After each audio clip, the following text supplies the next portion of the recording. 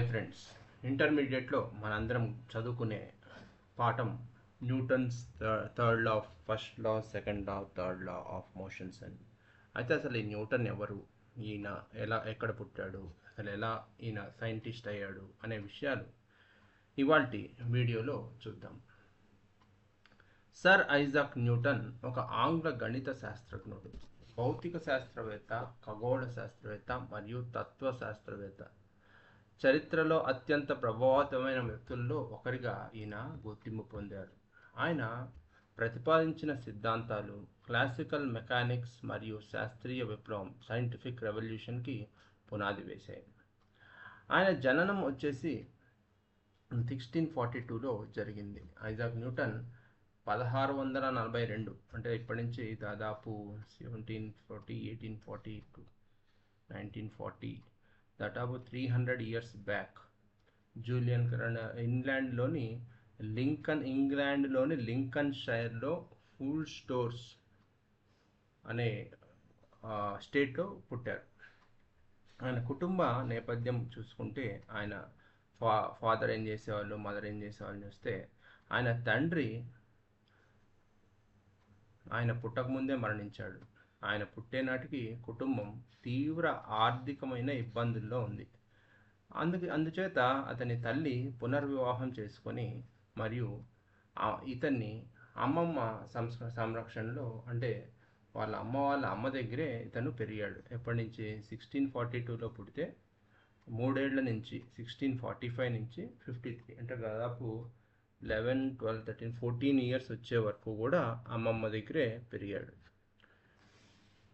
న్యూటన్కు 3 సంవత్సరాల వయసు ఉన్నప్పుడు ఆయన తల్లి హన్నా ఆస్కంట్ సంపన్నుడైన రెవరెండ్ బర్నబాస్ స్మిత్ అనే మతాధికారిని వివాహం చేసుకొని వేరే గ్రామానికి వెళ్ళిపోయారు. అమ్మమ్మ వద్దే పెరిగాడు.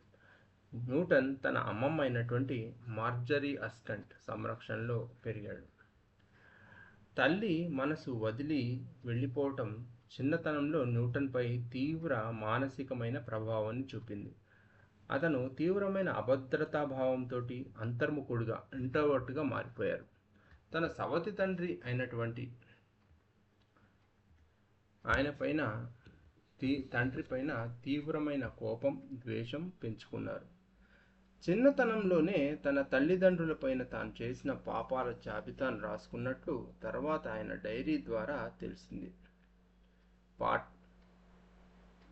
పాఠశాల ఎక్కడ చదివారు అని చూసుకుంటే గ్రాంథంలోని ది కింగ్స్ స్కూల్లో చేరారు. అక్కడ చదువుకోవటానికి హాస్టల్ దూరం కావటంతో స్థానికంగా ఉన్న ఒక ఫార్మసిస్ట్ ఇంటి యజమాని ఇంటనే బస చేశారు దగ్గరలో. ప్రారంభంలో ఆయన చదువులో సాధారణ విద్యార్థిలాగే ఉండేవాళ్ళు. కానీ ఒకసారి విద్యార్థి కొట్టిన దెబ్బకు ప్రతీకారంగా చదువులో కష్టపడి ప్రథమ స్థానంలో నిలిచేవారు. పుస్తకాలు చదవటం కంటే మెకానికల్ ప్రయోగాలు, యంత్రాల తయారీపైనే అమితమైన ఆసక్తి చూపించేవారు. ఇతను కట్టెలతోటి కర్రల్ని విరగొట్టి వాటిని నీటిలోని గడియారాలుగా మార్చి సూర్య గడియారాలుగా మార్చటం, చిన్న చిన్న గాలిపటాలుగా చేయటం, ఇవన్నీ ఈయన చేస్తూ ఉండి ఆ గ్రామస్తుల్ని ఆశ్చర్యపరుస్తూ ఉండేవాళ్ళు.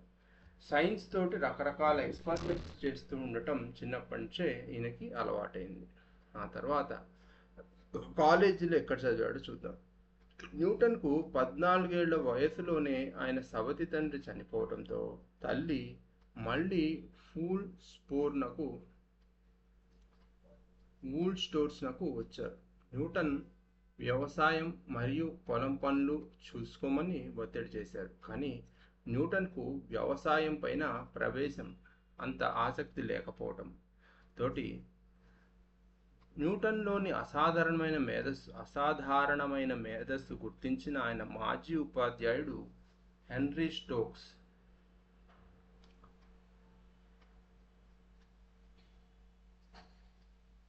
మరియు కేంబ్రిడ్జ్లో చదువుకున్న ఆయన మామ విలియం ఆస్కన్ తల్లిని ఒప్పించి ఆయన చదువు కొనసాగించడానికి అనుమతి తీసుకున్నారు. తల్లి దగ్గర ఒప్పించి చదువుకోవటానికి ఒప్పందం చేశారు.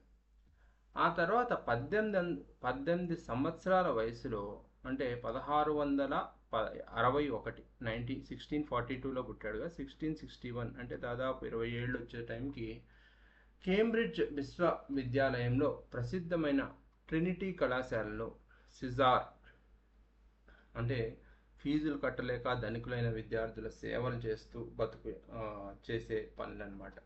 అలా ఇతనికి అడ్మిషన్ వచ్చింది. కేంబ్రిడ్జ్లో ఆయన పెద్దగా స్నేహితులు లేడు. ఆయన పూర్తిగా ఒంటరిగానే గడపటానికి ఇష్టపడేవారు. ఆ సమయంలో ఆయన అత్యంత మార్గదర్శకంగా నిలిచిన వ్యక్తి ఎవరంటే గణిత శాస్త్రవేత్త అయినటువంటి ఐజాక్ బ్యారో. ఆ కాలేజీలో లుకాషియన్ ప్రొఫెసర్గా ఉండేవారు. న్యూటన్ ప్రతిభ గురించి ఆయనకు గణితంలో సరైన మార్గదర్శకత్వం కూడా చేశారు. తర్వాత విశ్వవిద్యాలయంలో ఉన్నప్పుడే అరిస్టాటిల్ తత్వశాస్త్రం ఈయనకి బోధించేవారు. కానీ న్యూటన్కు డెస్కరెట్స్, గెలీలియో, కెప్లర్ వంటి ఆధునిక శాస్త్రవేత్తల సిద్ధాంతాలపైన ఆసక్తి పెరిగింది. కాలేజ్ లైబ్రరీలో సైన్సు, గణిత పుస్తకాలను తిరగవేస్తూ స్వయంగా జామెట్రీ మరియు ట్రిగ్నామెట్రీ నేర్చుకున్నారు. 1665లో, అంటే దాదాపు ఇతనికి 25 ఏళ్ళు వయసు వస్తున్నప్పుడు భయంకరమైన ప్లేగు వ్యాధి వ్యాపించటంతో కేంబ్రిడ్జ్, అంటే ఇప్పుడు మనకు ఎలా అయితే కరోనా వచ్చిందో అలాగే 300 ఏళ్ల క్రితం ప్లేగు వ్యాధి వచ్చింది.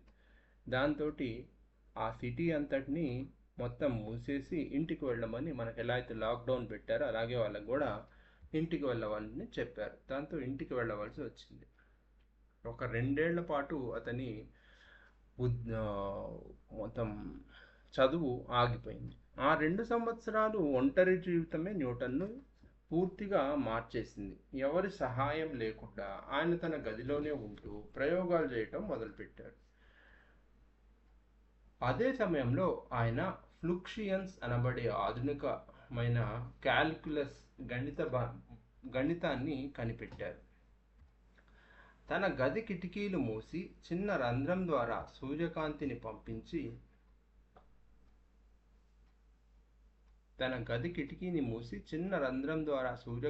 పంపించి ఒక ప్రిజం సహాయంతో తెల్లని కాంతిలో 7 రంగులు ఉంటాయి, 7 రంగుల్ని స్ప్లిట్ చేసి నిరూపించే ప్రయోగం కూడా ఆయన చేశారు. ఇంకా తోటలో చెట్టు నుండి యాపిల్ కింద పడటాన్ని గమనించి చంద్రుణ్ణి భూమి వైపు లాగే శక్తి మరియు యాపిల్ కింద పడే శక్తి రెండు ఒకటేనని సార్వత్రిక గురుత్వాకర్షణ శక్తిగా ఆలోచించటం ప్రారంభించారు. అలా ఐజాక్ న్యూటన్ బయోగ్రఫీ మనం ఈ ఎపిసోడ్ ద్వారా తెలుసుకున్నాం. నెక్స్ట్ ఎపిసోడ్లో ఇంకొక ఇంట్రెస్టింగ్ బయోగ్రఫీతో మళ్ళీ కలుద్దాం. అంతవరకు సెలవు. Please subscribe to the channel.